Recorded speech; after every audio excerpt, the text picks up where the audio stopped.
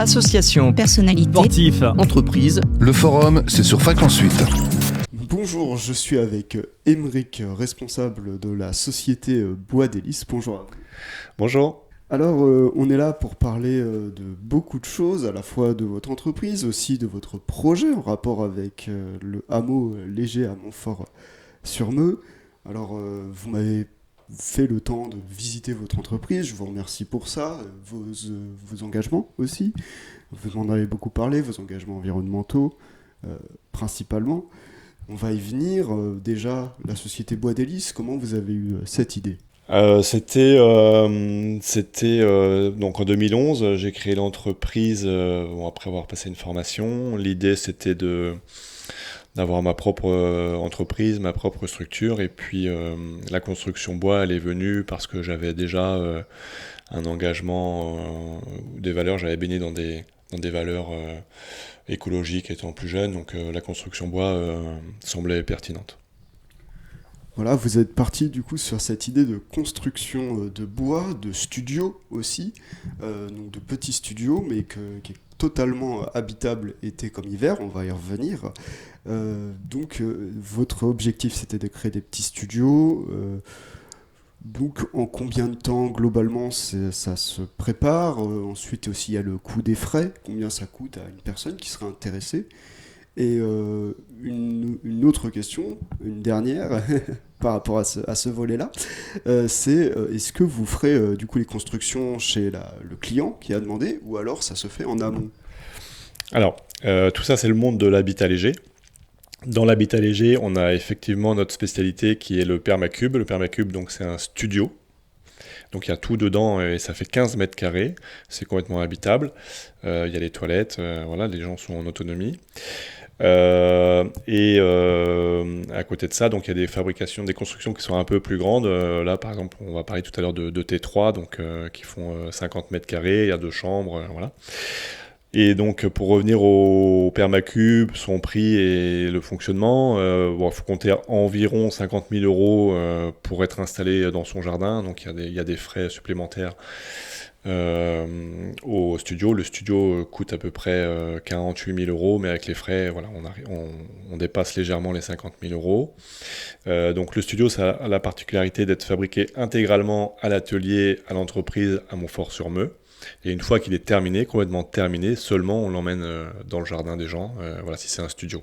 À savoir qu'on fait aussi des bureaux, donc on en emmène aussi dans les entreprises. Voilà. Donc là, les bureaux sont un petit peu moins chers parce qu'en termes de plomberie, de douche, tout ça, il y a un besoin qui est moindre. Oui, donc il y a ce côté à la fois pour entreprise, aussi pour particulier, à savoir que vous m'avez dit que les studios n'étaient pas définitifs, il peut être aussi un petit peu aménageable si des gens ont envie de certaines spécificités, soit de grandeur, soit de placement. C'est aussi cette ouverture au final au client avec ses envies. Ouais, tout à fait. En fait, Bois d'Hélice a toujours fait du sur-mesure. Donc là, on a créé des studios, et notamment des studios types. On en a 2 qui sont, on va dire, standards. Mais en vrai, les gens ont toujours des envies, des besoins un peu différents. Donc on y répond tout le temps. Donc c'est vraiment du sur-mesure. Ça nous ralentit pas dans la construction. J'ai pas répondu à la question, mais il nous faut entre 1 et 2 mois pour fabriquer un studio, qu'il soit standard ou sur mesure, ça change pas le délai. C'est ça, et il y avait aussi cette envie de n'avoir très peu d'empreinte environnementale, cet engagement que vous avez pris donc, en termes de bois, mais pas que aussi, en termes d'isolation. Vous pouvez nous en dire plus ? Moi, ça m'intéresse pas mal. Ouais, alors ça c'est depuis le début de l'entreprise, on a toujours voulu faire attention à notre impact. Donc le studio a été aussi un peu un objet d'expérience et on y a intégré toutes les solutions qu'on pouvait amener. Et donc en termes d'impact, pour avoir un impact le plus faible possible, on a effectivement créé une construction qui demande peu d'énergie à la construction et peu d'énergie à l'usage. Les 2 volets sont importants. On parle d'analyse de cycle de vie, donc voilà, on a essayé de réduire au maximum l'impact du studio. Donc à la construction, ça veut dire que le bois est issu de forêts locales, le plus possible en tout cas, soit bretonne, soit de l'Ouest, soit du Jura. Voilà, on essaye de rester en France au maximum. En tout cas, jamais ça traverse l'Atlantique, jamais ça vient d'Afrique. Donc ça, en termes de transport, on limite déjà notre empreinte carbone. Ensuite, on utilise beaucoup de matériaux biosourcés, donc c'est pareil, en termes de construction, ils sont beaucoup moins coûteux que des isolants type laine de verre ou laine de roche. L'été aussi, donc cette isolation biosourcée, on utilise beaucoup de biofibres, de laine de bois.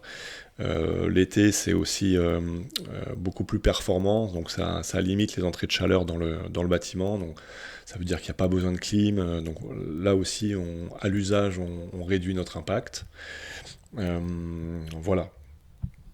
Justement, vous alliez venir, c'était par rapport à l'isolation, été comme hiver. L'été, on n'a pas trop chaud, et l'hiver, on n'a pas trop froid.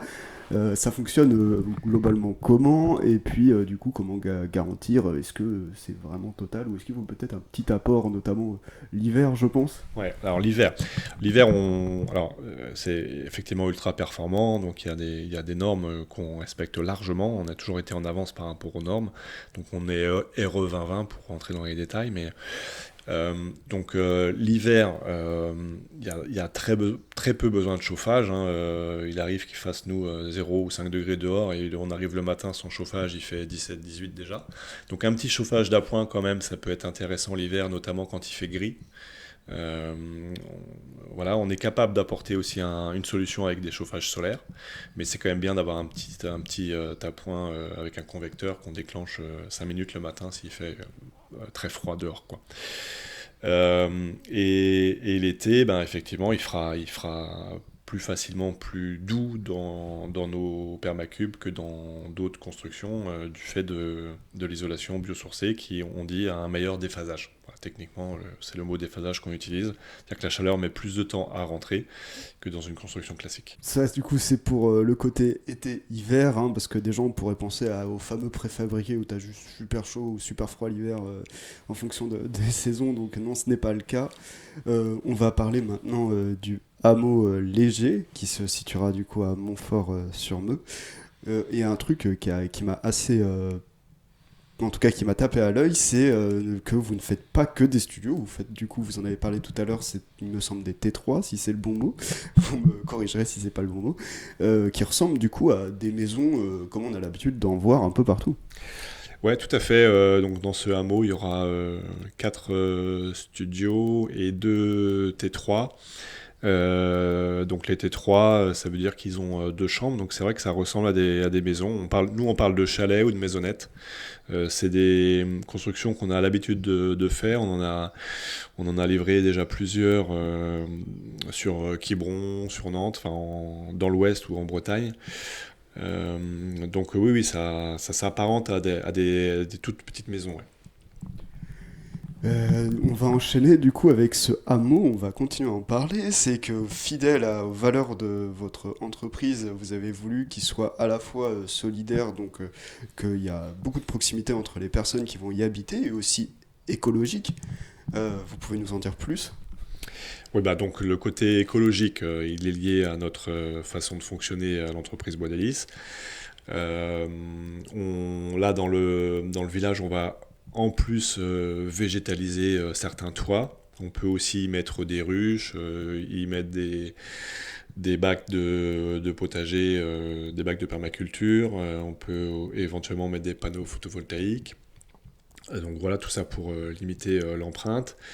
Et par rapport au côté social, on a imaginé, donc déjà le village il est issu d'une réflexion par rapport au manque de logements sur Montfort, quel qu'il soit, que ce soit de longue durée ou de courte durée. Donc c'était une solution à ça, et en plus on voulait que ce soit partagé, donc le hameau il est piéton, et en plus on a donc créé un bâtiment qui va être partagé, qui servira à la fois de buanderie, d'abri pour les vélos par exemple, et dans lequel il y aura une pièce de vie dans laquelle les locataires pourront se retrouver, prendre l'apéritif, échanger, voilà. Et puis il pourrait y avoir en plus un projet potager, partager. Voilà. L'idée, c'est de créer de la vie dans ce hameau et qu'il y ait de l'échange, du partage. Voilà. Oui, donc un grand côté partagé entre les différents habitants de ce hameau. Il sera situé où exactement à Montfort-sur-Mer? Il est en plein centre de Montfort. Il est à pied à 2 minutes de la gare. Il se situe entre la rue de Rennes et le boulevard Carnot, donc entre la rue de Rennes et le collège privé ou le cinéma, si vous voulez. On a parlé tout à l'heure des maisons T3. Il y a des gens qui pourraient peut-être avoir des appréhensions par le fait que ce soit du bois. Quelle est la durée de vie de ce genre de bâtiment? On répond à cette question en disant faut pas vous poser la question de la durée de vie. C'est comme votre maison. En fait, vous ne demandez pas combien de temps elle va durer. Il faut savoir que l'entreprise Bois d'Hélice fait des maisons de temps en temps. On sort une maison par an. Forcément, ces maisons-là, la durée de vie, la question de la durée de vie ne se pose pas. Et là, c'est la même chose pour ces studios Permacube ou ces T3. Ils sont construits de la même manière. Donc structurellement, tout est prévu, les précautions sont prises pour que les bâtiments ne s'usent pas avec le temps. Ils ne s'usent pas avec le temps. Est-ce qu'il faut quand même de l'entretien? Alors l'entretien, c'est comme votre maison. Et donc en général, l'entretien, alors effectivement, il peut y avoir de l'entretien en termes à l'intérieur, voilà, comme dans une maison normale.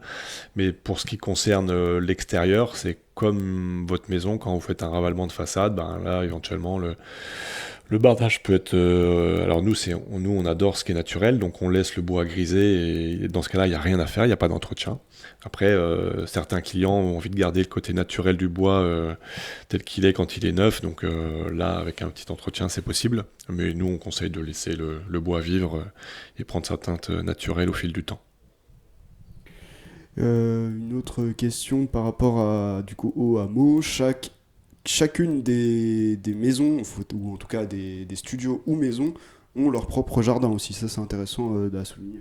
Ouais, il y a un petit jardin individuel, personnalisé. On essaie d'allier un côté vert, végétal, avec un côté bois en créant des petites terrasses pour pouvoir vivre aussi dehors, profiter de l'espace, parce que l'environnement est très sympa là-bas.